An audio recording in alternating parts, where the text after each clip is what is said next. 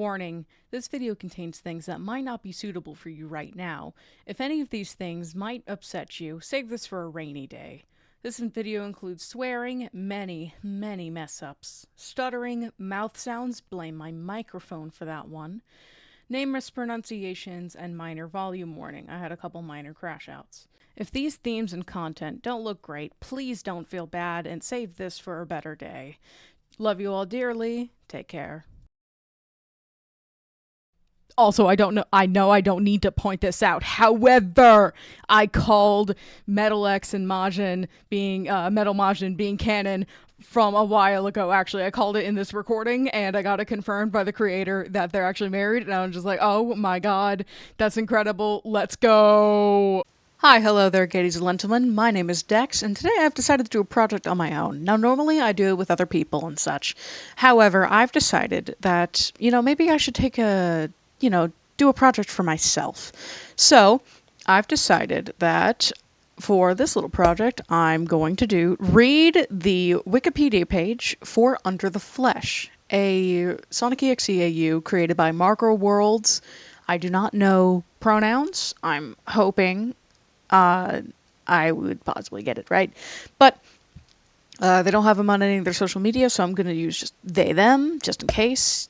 I apologize if even that is misusing pronouns, but that's my bad. Under the Flesh is a Metal Sonic EXE take on EXE AUs, and I've come to actually love it a lot. I really enjoy the AU. I think it's really creative, and I have just only skimmed over some of it, so I've decided that I'm going to kind of, I guess, audiobook it in a way. I'm going to do some editing on this video, however, I don't plan to do a lot, because it's just going to be like, if I take a long pause, that's probably going to be me drinking water, and or something is, anyway. So, just, if you're drawing, if you're editing, if you're doing your own thing, just have this video playing on in the background. I don't mind what you do. As long as you're chilling and live, laugh, loving, that is all good with me. Okay, dokie. Or read along. Hey, watch the video. Read along. If you don't know me, I do voice acting, so things such as character voices and such are going to be what I do, or just not great impressions of them, but I will do my best. It'll be good for expanding my voice acting range. So, without further ado, let's go. We have Under the Flesh. I love this font, by the way. This font is really nice. I apologize for my microphone creaking. This is not actually mine. This is my brother's that he got for his graduation. And it sucks. Respectfully, it sucks. So, on the oddity page, this is an EXE, this is an AU. In universe, this entity exists within the world of Sonic's core series, whether as a part of the games, comics, or other media. This is a modern entity. This entity was made for the modern take of Sonic, rather than... There are a lot of EXEs that tend to be of the classic games, however, this is a modern take. This is unfinished. This person is, still writing their stuff. It's always in the works. I really like it, though. This is a very big page. I'm aware of that. Oh my gosh, I have to read it. I don't have to, but I'm going to enjoy myself reading it. This page is editable by others. Warning, do not change or edit anything without the owner's permission. Huzzah. I have the owner's permission, actually, to do this. So, Marco Worlds, if you're watching this, hello. Hi, I'm glad that you're seeing this. This is ongoing content. Warnings. This is especially for the warnings. I do this a lot for... The story of Under the Flesh has topics of gore, death, body horror, abuse, trauma, neglect, religious themes, oppression, drug abuse, and self-harm. If any of these are not live, laugh, loving with you, please click away. I don't want anybody to not be live, laugh, loving. For best viewing experience, use iPad or computer. I originally saw the wiki page and had the idea while I was on my phone, and I was like, yeah, I'm going to need to switch to something. So that's why I'm on my laptop. P.S. Please do not edit the wiki page without the permission of the creator. Of course, of course. Extra P.S. This wiki is still in progress as of right now, and being written and rewriting parts. Please keep that in mind. So that means that there could be some changes after I'm done recording this. Under the Flesh series. Work in progress. This is Metal X, the one and only. He is the main antagonist. Him mainly. Okay. He is the main antagonist of the series. So you're going to find beings like him and others who work in his organization. For reference, a voice clip.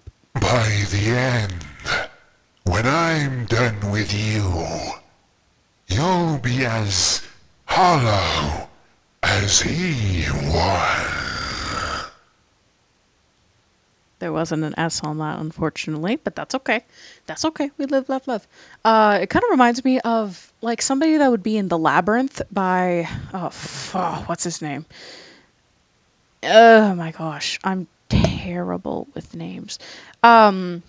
The Labyrinth with David Bowie. That's one of my favorites. It's a great movie. I would recommend it. But it kind of reminds me of a voice that you would find, like a Muppet voice, like you would see like with a Muppet kind of tree or something. I don't know. Anyway, that's more Lord of the Rings, actually. Anyway, Metal X. So Metal X has several forms, as you can see. If you know Neo Metal, this is him in Neo Metal. Overlord, got a bunch of tentacles. Sonic Disguise. I'm gonna butcher this. Mocair, I believe, which is a human disguise without skin and his original look. He looks lovely. I would love to approach a man like that. I'm going to be messing with my hair quite a bit during this. Okie dokie. The Ruler, a metallic servant of what was... Oh my god. A metallic servant of what was once the Eggman Empire, broken free from his chains and Eggman's control, transcending from another copy of Sonic over the years instead into something much more his own, even taking over an inferior empire, doing it more properly than his creator ever tried. He changed his muzzle, replacing it with sharp teeth that gleam. He wears the skin of his imitation as a testament of who is superior, calculative, meticulous, and a bit grouchy, yet coldly composed. The Ruler, Administrator, the Deals Man, X, Metal Sonic, or whatever you choose to call him, doesn't need you to be scared to get what he wants from you. Ooh, spooky.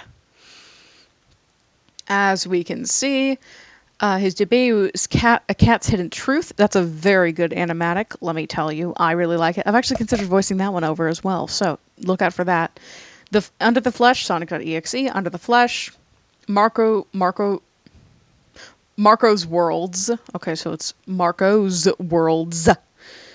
Very fun. However, provoke and avoid him enough, then his impulses and impatience may take over, possibly much easier to deal with instead of his cold precision. But if you decide to accept his offer, you gamble with fate, as it could benefit you or serve his empire entirely without your knowledge. Spooky. Metal Sonic, Metal Sonic Administrator, Robot, him mainly. Appearance. He wears the skinned flesh of Sonic like an achievement. The surface of the skin is slightly rotted but is sustained by a layer of metal liquid metal, which comes from his inner system. With his new muzzle, he has rows of yellow, sharpened teeth that were once used to consume the Chow's power, but are now a set for his appearance and identity. Along with it is a ragged black cape that draped around gosh, I'm reading faster than my brain can process. Along with it is a ragged black cape that's draped around his neck and shoulders, a relic of when he was Neo Metal Sonic in his first attempt to take over. His shoes have also changed to match the cape's color. With every step he takes or glance he gives, this is a tiny reminder of what he was before and what he has become now. Keep conquering more land, expand empire, study more of their own universe and other ones, learn more about the psyche, invent more for the Makara progress. I'm probably going to read this differently. I'm probably going to read all their appearance stuff and then read their little bio, or maybe I'll read their little bio first. Anyway. Neo X. Having more metallic parts exposed, his jet is more pronounced. Shoulder pads are placed on each side. The metallic ball holding the cape changed yellow. Black pants are donned to hint at his dealsman trope to look professional. Blue cuffs on both arms and legs with white outlines, decayed whiskers that extend off each cheek. And finally, his eyes gleaming with some new white irises within the red eyes. Overlord X. Baring gets more looks when his Baron gets more looks from his overlord design from Sonic Heroes. More skin is ripped and gone from the large form, having only the remains thanks to the metal liquid. Metallic tendrils are exposed of each side of the bottom area. Even more pronounced shoulder pads are now colored yellow, donning a yellow color with the Mechera symbol along the two sharp spikes poking out. He gained a third eye, showing the Mechera symbol as the pupil. Lastly, the cuffs around his arm are blue and yellow, with black screens on them. Interesting. He, Majin, and all other Guardians have human disguises, each conveying their personality within their disguise. Interesting. The Uprising. In this timeline of events, due to Eggman's mistreatment of his creations, Metal Sonic has learned what he did wrong before and wouldn't repent the same set of mistakes again. With it, he made the decision to break out of his hellish prison. He would use Eggman's EggNet system to combine all the leftover biodata he had within his system into one executable program to run Sonic.exe. Oh my gosh, that's crazy. With the program now starting its execution, Metal Sonic had attempted to upgrade the biodata in order to make it stronger than ever before. Unfortunately for him, the progress to do so was so extremely slow, and he couldn't risk having thorns on his side by the time it finally upgraded. This was, however, a problem that was shortly resolved when he found through the EggNet system that Chow specimens are great sources of power. However, he had to modify his face and his working system to make sure the power is properly consumed. His once lifeless expression had turned into an expressive, threatening face with an inclusion of a new muzzle bearing sharp teeth. With his new parts, he flew over to a Chow garden, one that was more isolated. Walking over one of the trees, he took the fruit off of it in order to gain the trust of the surrounding Chow around, and once trusting enough of Metal, slowly but surely, each one went down the hatch. He consumed plenty of Chow, and their life force had coded his system. The biodata had finally completed its improvement. He knew that Sonic was still a major threat, despite regaining his Neo abilities, and it wouldn't last long until the blue blur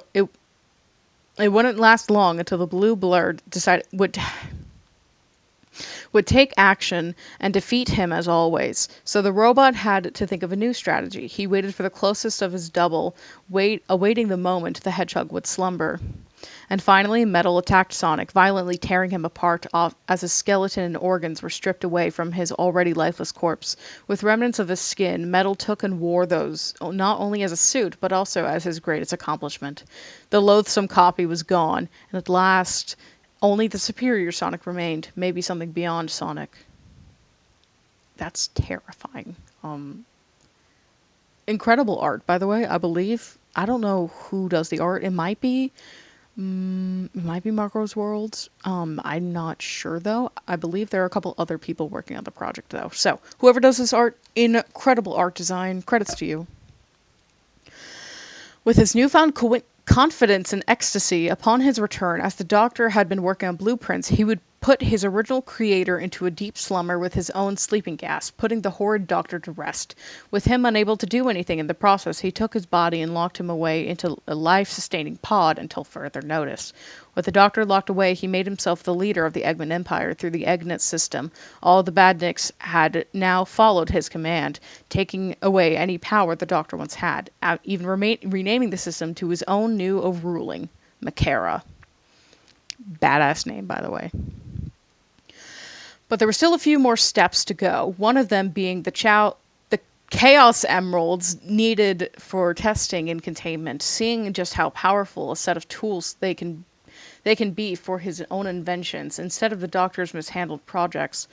In order to keep some of the rodents distracted, he had sent Badniks to some of the major cities so that focus could be on them while he had gone to collect the emeralds. A behavior noticed with the Badniks was how focused and yet free their actions were, acting as if they were more dedicated to their goals than they were before. In a quick 4 hours, simply using his emerald's detection to hunt down each emerald, all of them were collected and stored away safely for later use. However, it didn't feel as if the Chaos Emerald's power was going to be enough. If he was going to be the leader, he needed to make sure he had more power than last time. So he came up with a plan. He could simply capture a few Mobians and keep harnessing their biodata, run tests to make them stronger, and catch that biodata again to keep making himself stronger. Quickly, he had then calculated Mobians that followed his specifications of intellect, strength, and possible experiments. Tails, Knuckles, Tangle, Whisper, and Rex. I love that they're including Tangle, Whisper, and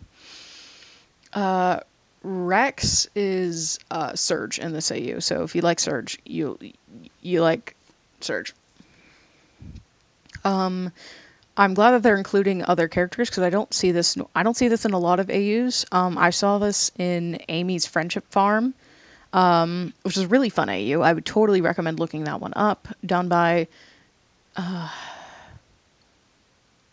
Usaridon, I believe, or Esaridon. I don't remember, but incredible artwork, and they use all the characters of Sonic, just about all of them. They're all dead anyway. After learning of these subjects, he began making plans for their capture. However, during his planning, he was interrupted by the sounds of metallic clatter from another room. Excuse me. Quickly rushing to the source of the sound, he noticed a large ring that had appeared in the middle of the room. Oh my gosh! Within the center, a doorway seemingly led to an entirely different dimension. Oh my gosh, colored entirely in blue. Oh my gosh, it's blue! Oh my gosh, Sonic! No, Having emerged from the portal, a damaged and shaking robot was hiding beneath its cloak. When approaching the visitor and trying to determine what it was, it became frightened and pleaded with Metal, begging to not be thrown back. Analyzing the portal and this new visitor, Metal's suspicions faded to the background as he realized what the ring was. It was a dimensional ring, only ever known to be used by advanced civilizations. Oh my goodness, that's crazy. Often used to travel through space or even travel to different dimensions, staring down at the dimensions, period. Staring down the damaged robot. That wording is kind of strange. Staring down the damaged... Oh! I'm a fool. Staring down the damaged robot, Metal demanded to know how a lowly thing could achieve such a feat. Not wanting to be sent back, the robot revealed himself as Majin and offered to teach Metal how to use the rings and how to make them himself in exchange for from being spared and protected. Metal decided to take the robot's offer and give a quick repair. During the repair, Majin told him about the rings and finally learned that a ring could be converted for dimensional travel with a special procedure involving the Master Emerald. Once done with the repairs, it was time to do the plan. Huzzah.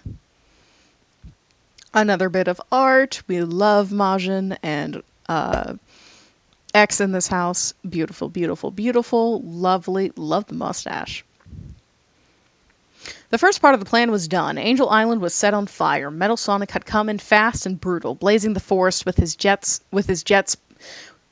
blasting as he rained fire across the forest and ruins. The Badniks followed close behind, landing in waves, their flamethrowers and drills setting the whole island ablaze in each area.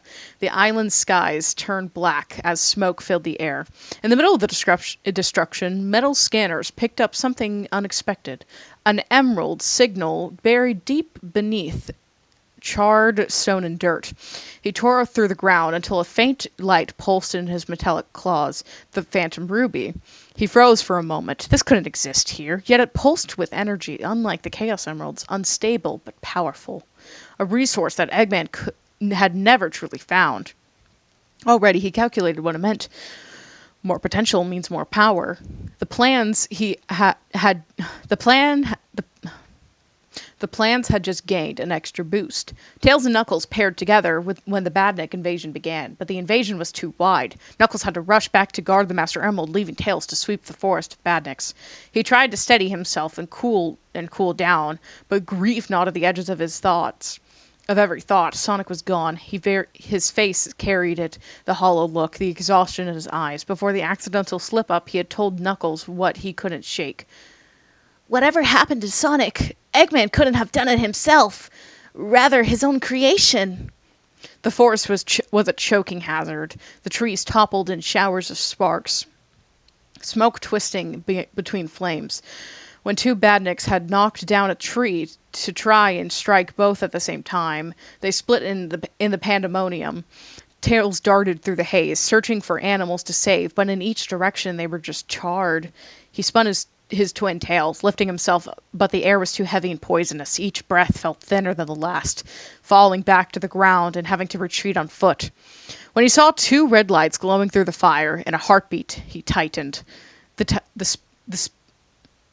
shape, the speed, the eyes reminded him of Sonic, but there was nothing behind them, nothing alive, just the cruel reflection of the one he'd lost. He bolted. He couldn't fight during the fire. He had to lead Metal back towards Knuckles, but the smoke slowed him, dragging on his lungs until each step felt weaker. His vision blurred, his strength slipping. Behind him, the machine was relentless, closing the distance without effort, flying rapidly toward him. Metal Sonic broke through the flames and seized him. His metal hand tightened, crushing his throat. Tails kicked and thrashed, his twin tails spinning uselessly, but the smoke and grip strangled the fight out of him. His eyes flicked shut, and he fell over. Metal drew out a syringe, the green liquid glowing faintly. He jammed it into the fox's arm, the serum locking him into unconsciousness. Without pause, he slung the body over his shoulder, thrusters igniting. He carried Tails away from the burning island, toward a life-sustaining pod already waiting for its first subject.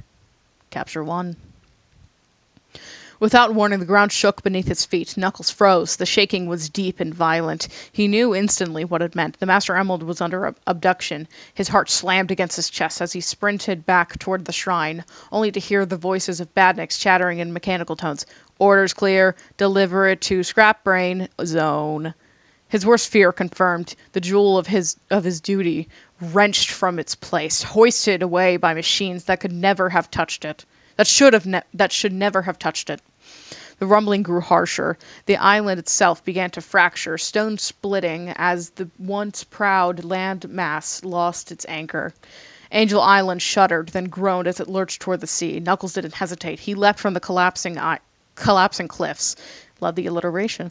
Sticking his fists out as the wind carried him off. Below, the island's secrets vanished beneath the ocean's surface, swallowed whole. He gritted his teeth. There was no time to mourn. He would take the fight to the Scrap Brain Zone. To Scrap Brain Zone. There's no the in there. The vast factory came into view before him when he landed, its towers rising against a red dusk sky. Knuckles' fists clenched. He had been here before, but he had beaten Metal before. He could do it again. He didn't need anyone's help for such a chore.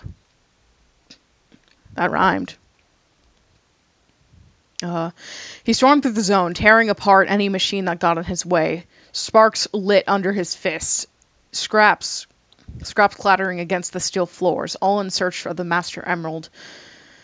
But something was wrong. The factory was alive, whirring with endless gears and pipes, yet the Master Emerald was nowhere.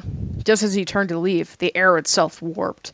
Metal appeared, and with him, the Phantom Ruby pulsed. The world around Knuckles twisted, the walls blackened, corroding into rust, the floors cracking as the sound of a siren wailed. His connection to the Master Emerald flickered in and out, and a dizzying static in his senses. Then dozens of Sonics, flickering red and blue, dashed around him in blurs. Knuckles' eyes widened, rage boiling. He swung at them, fists slamming through illusions, only to strike empty air. Pain then shot into his neck. He staggered, reaching back, yanking out a syringe. The green serum had already coursing through his system. The green serum already coursing through his system. His body convulsed. Breathing heavily, he growled between his clenched teeth. Coward! Metal answered with fire. Flames erupted from the floor, blasting Knuckles backward into the rusted floor. He staggered, fists raised, refusing to bow. The old pattern returned. Knuckles charged, throwing punch after punch, each one missing as Metal slipped past with the mechanical precision. His fury was boundless, but his body faltered with every strike. At last, one punch landed. Knuckles' fist slammed into Metal's chest, only for the blow to glance off harmlessly, like striking solid stone. Metal didn't even flinch. Knuckles collapsed to one knee, the serum dragging him under, his vision fading to black. The last thing he saw was those red eyes staring back at him, unblinking, focused, yet smiling. He collapsed. Capture 2. I'm gonna drink some water. Oh my god.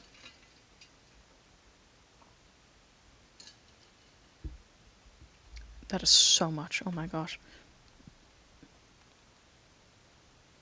Oh my god.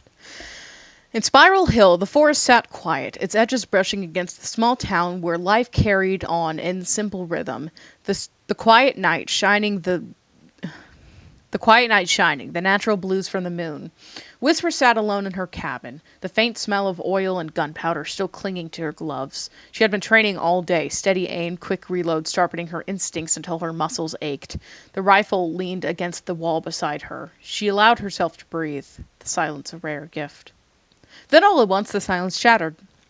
Every electronic in the house flared at once, the radio screeching, screens flickering, and the static bursting in violent waves. Images tore across the monitors, shaky footage of a lemur fleeing through the nearby forest, Badniks closing in behind her.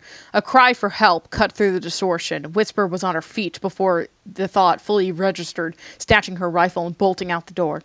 Meanwhile, Tangle had been wandering near the square, where the commotion reached her. News of Badniks invading the woods, tearing into the trees and scaring the townsfolk. Her eyes lit up at the sound. A grin tugged at her mouth. Finally, some action. With a laugh and a stretch of her tail, she launched herself skyward, springing from the rooftop to treetop, racing towards the forest. The forest seemed unchanged at first, but when Tangle arrived, bounding into the clearing, she didn't find any badniks waiting. Just a cabin door left ajar, and papers scattered across the dirt, covered in half-legible notes and strange diagrams. She tilted her head. Huh? She saw her, a wolf rifle in hand, scanning the trees with sharp, guarded eyes. The two locked stares, neither speaking at first. The lemur tilted her head, confusion bubbling in her usual smirk. Are you waiting for the badniks too? Or... A movement caught her eye, a wolf, rifle in hand, slipping through the trees with calculated steps, her face calm but sharp, focused on every sound. Tangle waved, a smirk tugging wider. So, are you chasing the bots too, or are you just acting scary on purpose? Whisper's eyes narrowed. She didn't answer. She scanned the tree lines, rifle raised, every sense locked on the shadows. She didn't need to speak. Her focus said it enough. Something wasn't right. The forest shifted. The air warped, the sky above darkening as if a shadow passed over the land. The trees rotted black, their bark splitting like skin peeling, the ground groaning beneath them. A siren wailed faint and distant. Badniks emerged from the dark, but not like any Tangle had seen before. Their limbs stretched too long, their eyes hollow, some twisted into mockeries of a lemur's own tail, others bearing broken wolfish masks. Tangle's smirk cracked. Okay, that's new. Her tail lashed, ready, but unease crept into her voice. What the... Tangle stumbled back, tail lashing, her grin faltering for the first time. Whisper steadied her rifle, heart pounding, and fired. The bullets passed through, landing on one of the many monsters, arising in numbers. The two moved closer without meaning to, back to back against the onslaught. And then the forest went white. A sudden jolt cracked across their spines, electricity searing pain flooding their bodies. They convulsed, eyes wide, before collapsing in unison, their visions clouded and static. Behind them, Metal X lowered the sparkling coils in his claws. Stepping forward with precision, neither had seen him arrive. The illusions had hidden his presence perfectly. He knelt, withdrawing 2 syringes filled with glowing green serum. One jabbed into the wolf's arm, the other into the lemur's.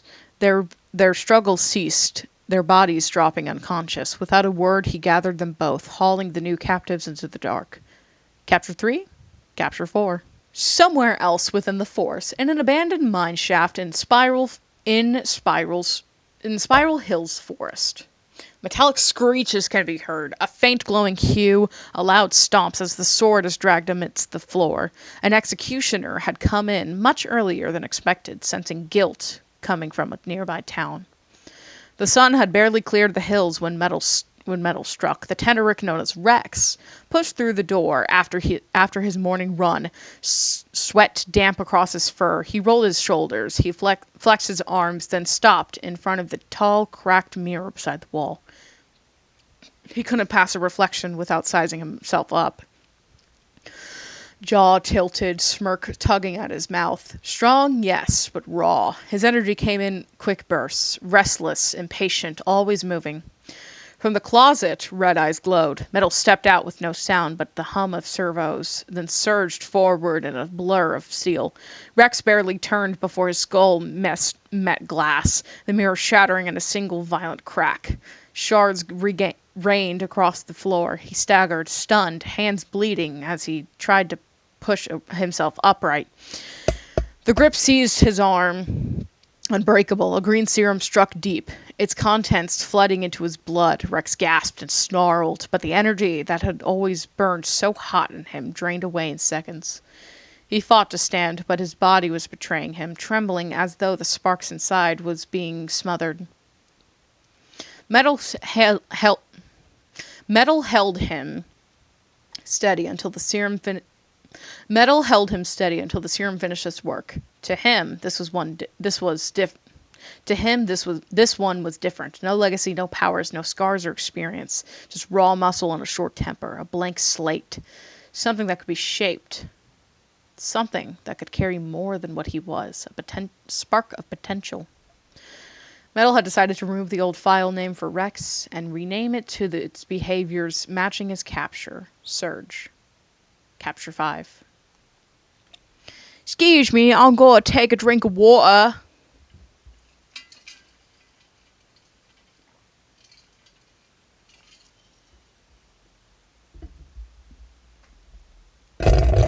Ah! Chat, the microphone is failing on me.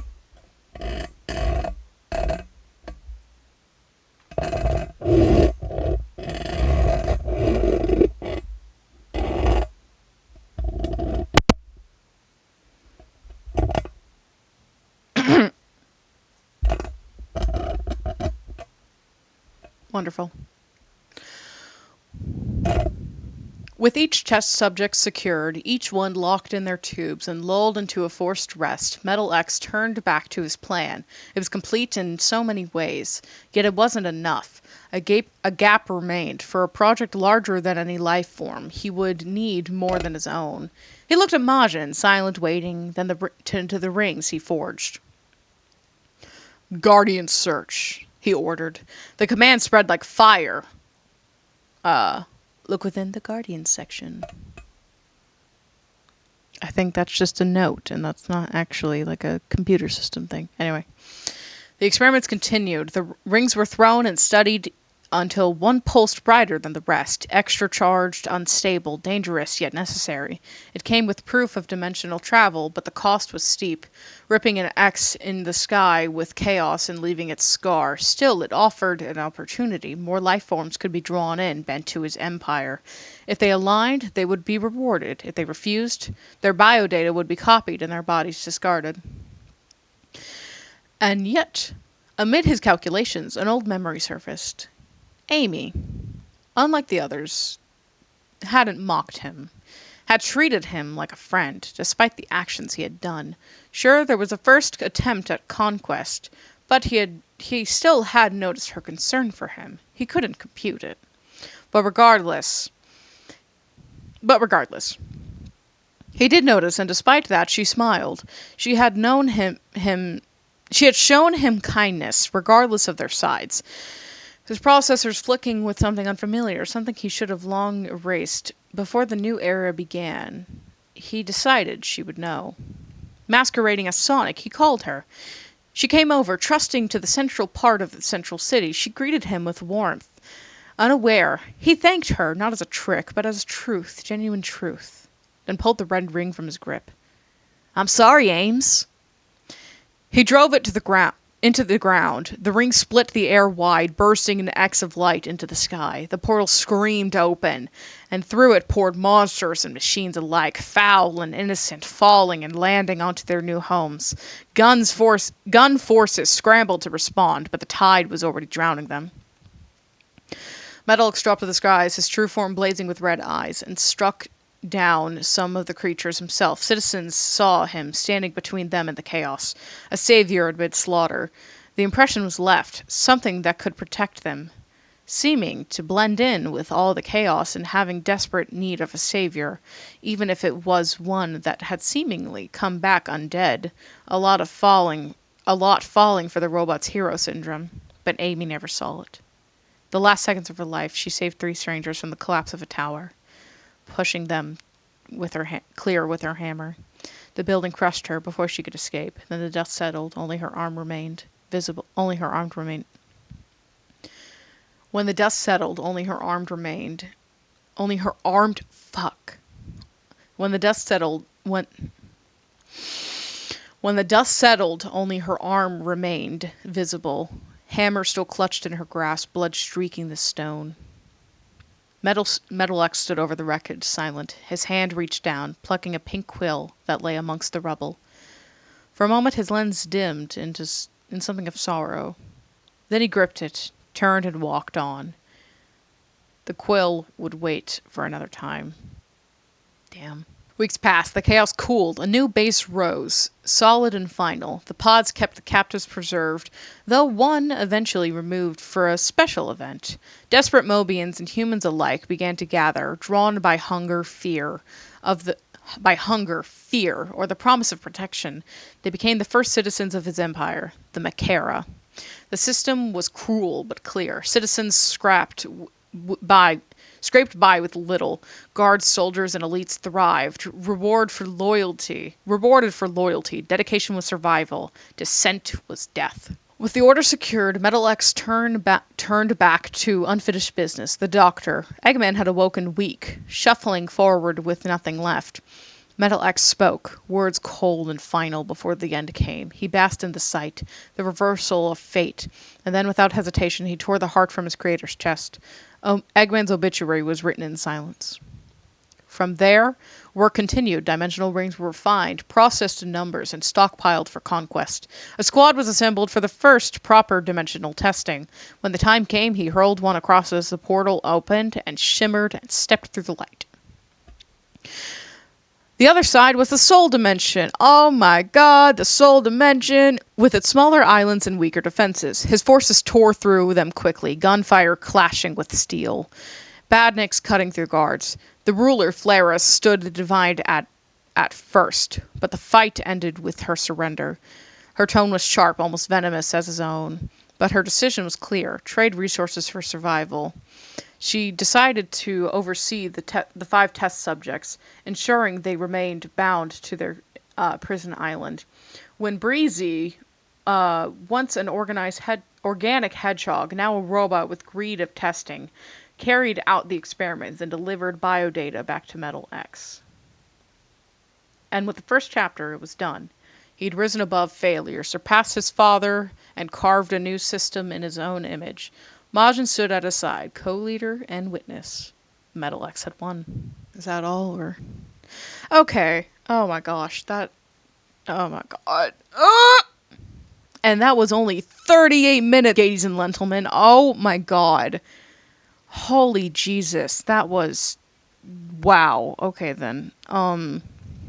Gracious. That was a lot. I'm gonna keep going, but I just need a moment. Okay, and we're back. All right. So, from what I know of the AU, this is Metal X. He looks wonderful. I think that's Rusty Disgust or something. That is, I don't remember like the code name or something, but that's Tails Doll, and then that is, oh my god. Oh, I don't remember. Either that's Yokubo or Yokubo or something. That might actually be the actual version though. That might not be the alternate version here. I don't remember. I'll look at the Guardians page at some point. The co-leader of the Makara. Of course, gotta hear the voice. Don't forget, I'm the boss's right-hand man. I love that voice. That's a very fun voice, and it very much fits for the character and definitely the vibes. Don't you see it? So this is Majin, Metal Majin. Gracious. Maris!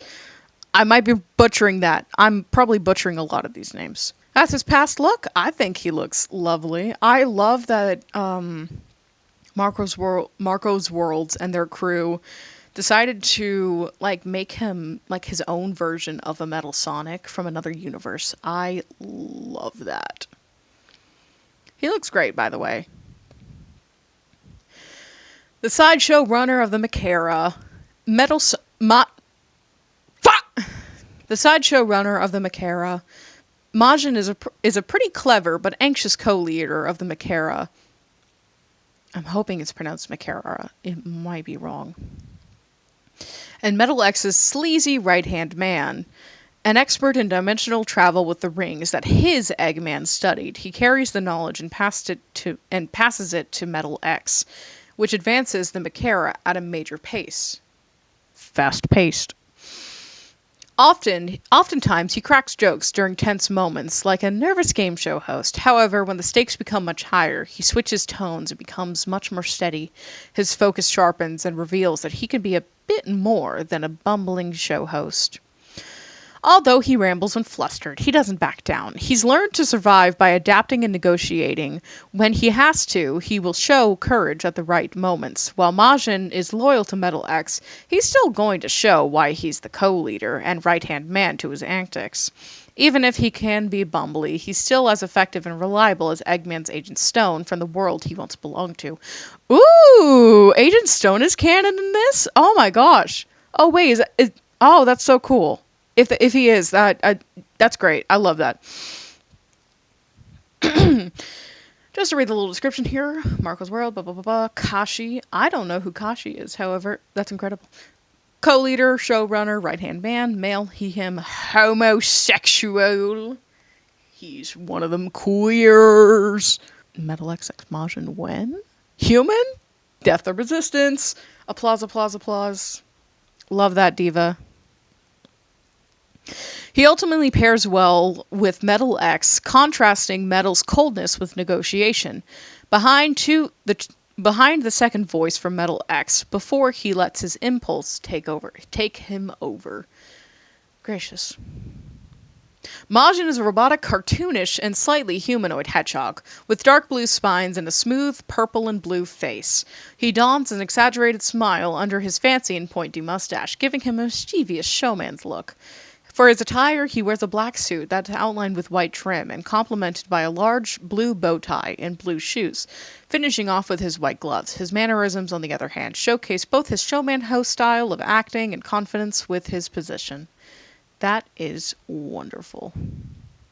Just gotta get a little look at the menagerie. He looks lovely. I love. I'm going to say that to all of these freaking designs. You do not even know how often I'm going to say that. During the early days of Metal X's conquest, a dimensional ring suddenly opened within his base. From the ring came a robot that was damaged and cloaked, named Majin. His quick wit and fraying nerves appealed to Metal X's curiosity. Majin, with his chance, proposed a deal. If spared and repaired, that rhymed, he would share, that also rhymed, his knowledge about dimensional rings and how they can be constructed and used. With Metal X agreeing to this, and the deal flowed, and a partnership based on intellect and uneasy humor began. Though jittery and prone to his nervous chatter, he proved to be more than irreplaceable. Metal X's Majin. His understanding of rings and dimensional travel became foundation of what the Makara would use for their research and conquests into other realities. Beneath his anxious and jittery exterior is a clear and clever mind that can shift from a state of panic to solve solutions. Me too. His humor, whether it lands or not, hides his awareness of danger as a coping mechanism.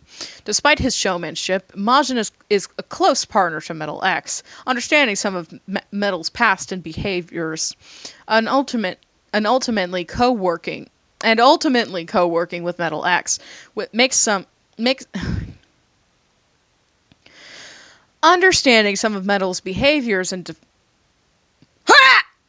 understanding some of Metal's past and behaviors, and ultimately co-working with Metal X makes some of the best works yet.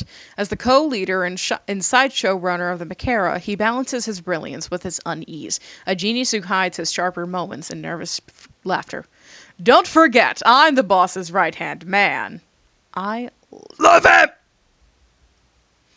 I love him! I love him, I love him, I love him. This is so swaggeroony. While Metal X may stand as a main villain of the story, he isn't the only one pulling the strings. Even a machine can't manage everything alone. There were plans to execute, systems to oversee, and paperwork that even he couldn't escape. So he began to gather others, new allies and twisted creations, to share the work in turn his power. After all, that X portal wasn't built for nothing. I can just imagine he's just like, God, this paperwork. You know what? One of you, go do this. And he just slams a stack of paperwork and just walks away. And the Guardians are left to be like, okay, well, who's going to do that? I don't want to do that. You guys do that. The Mechera is a vast collective unit. The Mechera is a vast collective united under the... The Mechera is a vast collective united under the command of Metal X, each member bound by purpose, promise, or desperation. Its ranks are filled with diverse assembly, executioners, Mobians, and transformed into Mobians known as Lycans. Lycians? I'm gonna say Lycans, but that's probably wrong. Through Metal X's experiments, each has joined for their own reason, some seeking power, others protection, and a few clinging to hope for family or redemption. Redemption, like we're in hell. Among them, hierarchy defines worth. The higher one climbs the ladder, the greater the rewards are within the Mechera, and a bigger loss of your humanity or empathy. Some even dying for the sake of their selfishness. Others remain dutiful, serving only to fulfill their deals and safeguard those they care for. Safeguard those they care for. I think that's supposed to be. I'm sorry. I'm correcting where I shouldn't be. Others remain dutiful, serving only to fulfill their deals and safeguards for those they care for. To the outside world, the Mechera appears as a single machine of conquest, but within it is a web of ambition, loyalty, and quiet rebellion, with each cog turning for its own cause beneath Metal X's iron will. I gotta point out this artwork. That guy kind of looks like, I don't know. I don't know exactly who this is intended to be, but this kind of maybe looks like Faker/EXE. That looks like Charmy. I think that might be Charmy. That's funny. That kind of looks like Mecha Sonic. That's just me though. Yeah, no, that's probably just me. Anyway, the Mechera Group 2. There is much more to the Mechera forces than it does meet the eye, ranging from all sorts of occupations, farmers, butchers, and more, showing just how much goes into into this particular empire. If deals are going to be made, then supply for that demand must be acquitted. So it appears they have like mechanics. What is it? Somebody doing underwater work? Maybe gathering like stuff underwater. Scientists, and then chow divers or something. Nice. And the machines of the Mechera. The machines made by the Mechera served their purpose of either snuffing out lives, changing lives, or warping lives. From the badniks who had gained much more freedom and strength to the machines that changed humans to lichens. These are the machines by the Makara. The Resistance! Yay! The Resistance Group 1, over the span of 20 years. Golly! 20 years. Through collapses, conflict, and the vanishing of the Master Emerald in the 18th, the Resistance never stopped growing. From its earliest days, Shadow the Hedgehog, took command, gathering survivors and leading them to safety of a fortified gun shelter. Under his leadership, scattered groups became an organized force, united by purpose rather than fear. 2 decades on, the Resistance stands as Earth's most resilient line of defense, a testament to Shadow's resolve and the will of those who refuse to surrender the world. Okay. So this is Tails. If you look on Marco's World's YouTube channel, they have a animatic of Underworld from Epic the Musical that they did, and it's really good. That's actually how I discovered this to you. Anyway, so there's Tails, Charmy. That's not Tangle. If that is Tangle, if that's not Tangle, I'm so sorry. I don't know who. I don't really recognize you. I don't recognize you. Your Whisper. I love her facial expression. Your Whisper. I think that's Shadow, and then that's Cream. I know. What happened to her mom? I need that answered, actually. What happened to Vanilla? Did Vanilla die? Did she just, you know? The Resistance Group 2. There's many more Resistance members than what meets the eye, even from big to small. They all matter within the team, from Lycans, Mobians, and even some of the robots themselves. Huzzah! Knuckles, maybe? If that's not Knuckles, I'm sad. The Resistance Group 3, Support Group 3. That's a support group.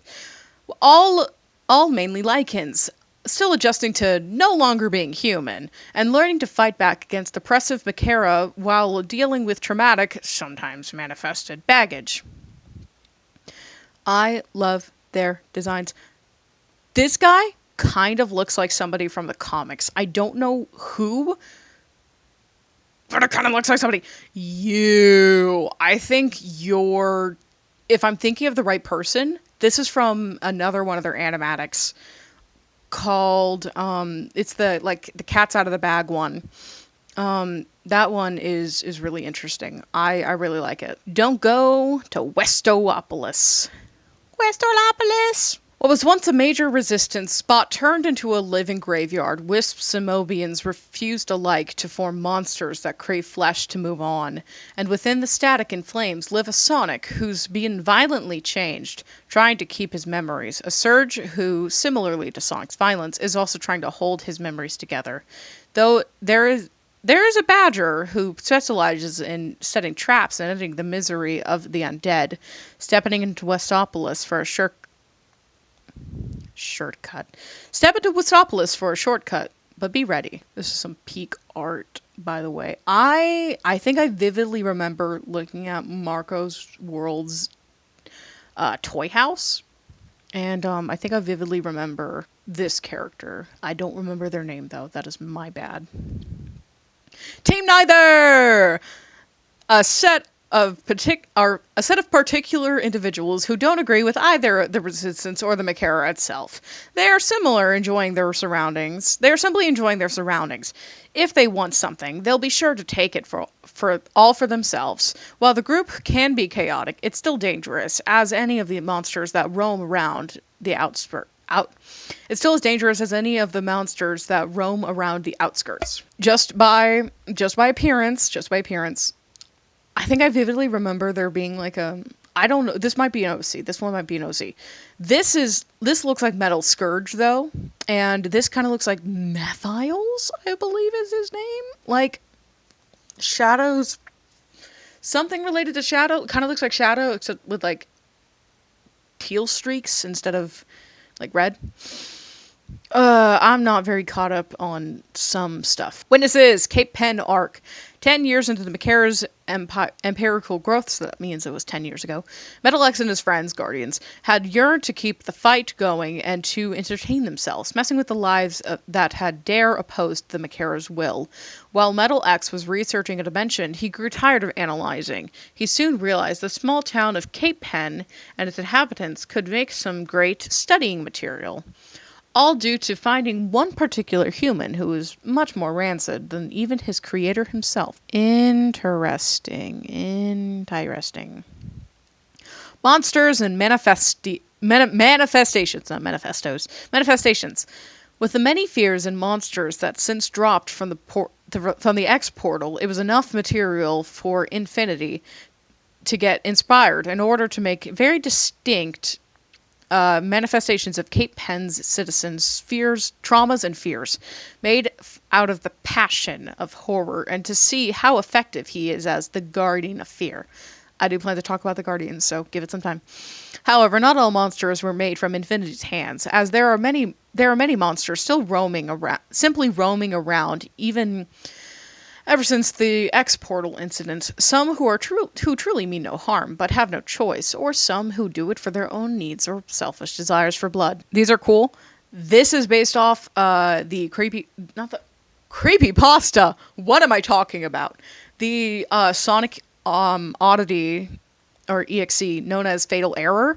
This is based after the EXE or oddity Sally_alt, and I do not know who this is based on, but I love them. I love the design. My friend also really likes the design. Shout out to her. The Zeddy from I don't know if I can pronounce that. That's my bad. If you can, congratulations. Not native to this dimension, these invading species had isolated themselves on a larger island inhabited by Virellans? Who lived apart from the conflicts involving the Resistance and Macaira. Their peace would end when the Zeddy had found them and bended and contorted them to their will with a simple hand wave, harnessing the power of the Virellans, I'm sorry for mispronouncing stuff. They manipulate the metal of any boats, dragging them to their island for a feast. To continue growing stronger and explore the possibility of having even more feasts for years to come. Unknown to the Zeddy, however, it's just how viable their power is to both the Resistance and Macaira. It's only a matter of time before one of them captures their hearts. Extra characters / familiar ones. From powerful beings, standard folk, or anything in between and out, these characters, which weren't put in any specific group, but still relate to certain characters, or weigh a ton of significance. This is based off Wistful, who is an EXE. I don't know. However, I love their design, though. Environments and dimensions, spanning from other dimensions, such as the floor dimension, soul dimension, Indrad Hanush, I believe, dimension. Such as the floor dimension, soul dimension, Indrad Hanush dimension, and etc. To other specific environments within said dimensions or realms. They serve as the changed world the Macaira is trying to push forward while the Resistance pushes back. Yeah, this is just extra stuff. So, these are drawing sketches, doodads I've made for the one under the flesh. Yobukos. It's Yobuko. Yobuko and Zara are not Yokubo and Zetsubo. I messed that one up. Yobuko is the correct name. The Macaira Empire is watching over you. Okay, I think that's going to be all for today. This has taken me a good while to do. My neck is in a very uncomfortable position because my microphone sucks. So, I thank anybody who has been watching. I thank any of the creators of this content for, making it. I think it's all incredible. Thank you, Marco Worlds or Marco's Worlds, for giving me permission to do this. And thank you for sticking around if you did. If you didn't, that's okay. I hope you enjoyed whatever you were doing, drawing, playing games, whatever. And I hope you enjoy the rest of your day, or your night, or your evening. Toodles.